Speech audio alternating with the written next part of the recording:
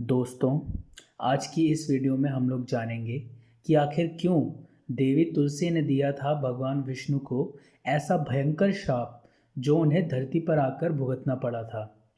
तो चलिए फिर शुरुआत करते हैं अपनी इस वीडियो की बिना किसी देरी के। आप सभी को राधे राधे। दोस्तों, आप सभी का बहुत बहुत स्वागत है हमारे इस YouTube चैनल पर जिसका नाम है कृष्ण लोक। यहाँ हम आपके लिए लेकर आते हैं श्री कृष्ण और राधा रानी के लेटेस्ट भजन और साथ ही श्री कृष्ण के जीवन से जुड़े हुए कुछ अनोखे तथ्य और रहस्य। अगर आप हमारे चैनल पर नए हैं तो हमारे इस चैनल को सब्सक्राइब ज़रूर करें और बेल आइकन भी ज़रूर दबाएँ ताकि हमारी आने वाली वीडियोज़ आपसे मिस ना हो जाएँ।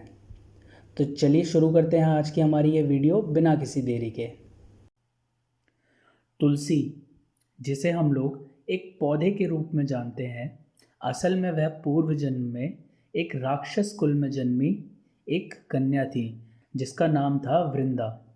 एक राक्षस कुल में जन्म लेने के बावजूद भी बचपन से ही वह भगवान विष्णु की बहुत बड़ी भक्त थी। वह बड़े ही प्रेम और आदर भाव से भगवान की सेवा और पूजन किया करती थी।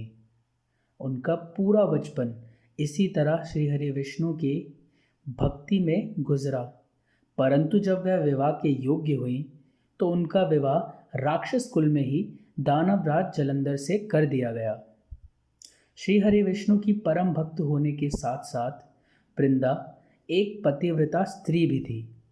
वृंदा की ही स्वामी भक्ति और पूजा पाठ का ही परिणाम था कि उसका पति जलंधर दिन ब दिन अजय होता चला गया, जिसे कोई ना हरा सके, और इसी कारण से उसे अपनी शक्तियों पर अभिमान होने लगा। उसके इसी घमंड के कारण वह देवताओं के स्वर्गलोक पर अपना अधिकार पाने की इच्छा करने लगा और इसलिए उसने देवताओं के साथ युद्ध की शुरुआत भी कर दी।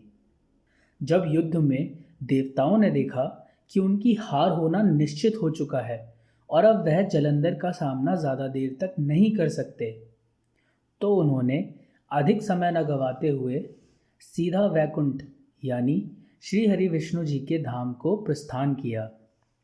सभी देवताओं ने वहां जाकर जब पूरी बात श्री हरि विष्णु को बताई और अपनी रक्षा करने के लिए सबने जब भगवान से प्रार्थना की, तो भगवान कहने लगे कि जलंधर की पत्नी वृंदा तो मेरी परम भक्त है, मैं उसके साथ छल नहीं कर सकता। फिर देवता बोले, भगवान दूसरा कोई उपाय भी तो नहीं है, अब आप ही हमारी मदद कर सकते हैं। देवताओं की ऐसी हालत देखकर और इतनी प्रार्थनाएं विनतियां करने पर विष्णु जी ने देवताओं की मदद करने के लिए हामी भर दी। उनकी योजना कुछ इस प्रकार थी कि सबसे पहले यदि उन्हें जलंधर को कमज़ोर करना है तो इसके लिए सबसे अधिक ज़रूरी काम है वृंदा के पतिव्रता धर्म को भंग करना, और इसलिए विष्णु जी ने वृंदा के पतिव्रता धर्म को भंग करने का निश्चय कर लिया। भगवान विष्णु ने जलंधर का ही रूप रखा और वृंदा के महल में पहुंच गए। महल में वृंदा अपने पतिव्रता धर्म का पालन करते हुए अपने पति की लंबी आयु और युद्ध में अपने पति की विजय के लिए पूजा पाठ और प्रार्थना कर रही थी। जैसे ही वृंदा ने महल के अंदर अपने पति को आते देखा, उसकी खुशी का कोई ठिकाना ही नहीं रहा। वह तुरंत ही पूजा पाठ से उठ गई और जाकर अपने पति के चरणों को छू लिया। जैसे ही वृंदा ने अपने पति के चरण स्पर्श किए, जो कि असल में भगवान विष्णु ही थे, उनका पतिव्रता धर्म भंग हो गया और ऐसा होते ही युद्ध में जलंधर कमज़ोर पड़ गया। जलंधर के कमज़ोर पड़ते ही देवताओं ने जलंधर को मार दिया और उसका सिर काटकर अलग कर दिया। जब वृंदा ने देखा कि मेरे पति का सिर तो कटा पड़ा है, तो फिर ये जो मेरे सामने खड़े हैं ये कौन है?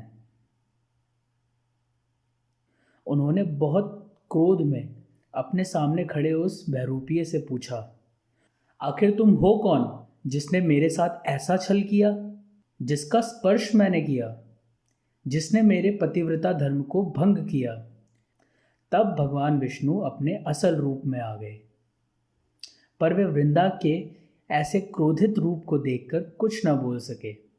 तब वृंदा सारी बात समझ गई और उसने भगवान विष्णु से कहा, हे विष्णु, एक राक्षस कुल में जन्म लेने के बाद भी मैंने पूरे जीवन केवल तुम्हारी ही आराधना की है और तुमने मुझे उसका फल इस प्रकार दिया।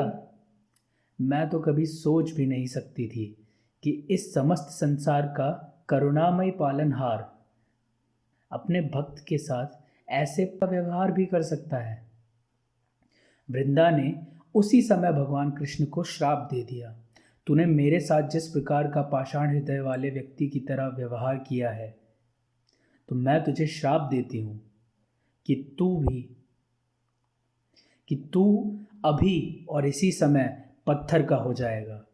जिस प्रकार तूने मुझे मेरे पति से अलग किया, उसी प्रकार तू भी मृत्युलोक में जन्म लेगा और तुझे भी पत्नी वियोग झेलना पड़ेगा। वृंदा के श्राप देते ही भगवान तुरंत पत्थर के बन गए।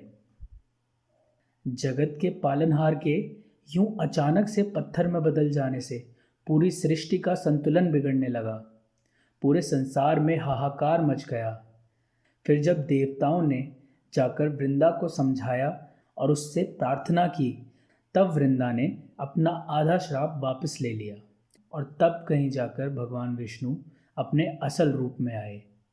इसके बाद वृंदा अपने पति के ही देह के साथ उसकी चिता में ही सती हो गई।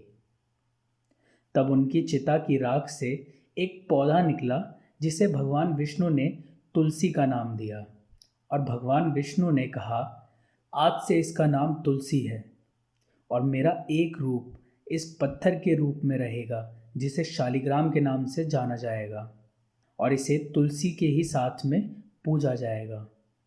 और तो और मैं बिना तुलसी के कोई भी भोग स्वीकार नहीं करूँगा। तब से सभी लोग तुलसी जी की पूजा करने लगे और तुलसी जी का विवाह शालिग्राम अर्थात भगवान विष्णु के पत्थर रूपी रूप से कार्तिक मास में करने लगे। राधे राधे। दोस्तों, आप सब और हम लोग एक परिवार का हिस्सा बन चुके हैं जिसका नाम है कृष्णलोक परिवार। आप लोगों का सहयोग हमें आज भी और आने वाले समय में भी हमेशा मिलता रहे, इसके लिए मैं आप लोगों से प्रार्थना करूंगा, कृपया कृष्णलोक के चैनल का यह वीडियो अपने सभी जानने वालों को ज़रूर शेयर करें और साथ ही ऐसे और भी रोचक वीडियोस के लिए चैनल को सब्सक्राइब ज़रूर करें। राधे राधे। कहीं भी ओ शाम, अब ना जाऊंगा कहीं भी ओ शाम, चरणों में दे दे मुझे विश्राम। राधे राधे राधे राधे राधे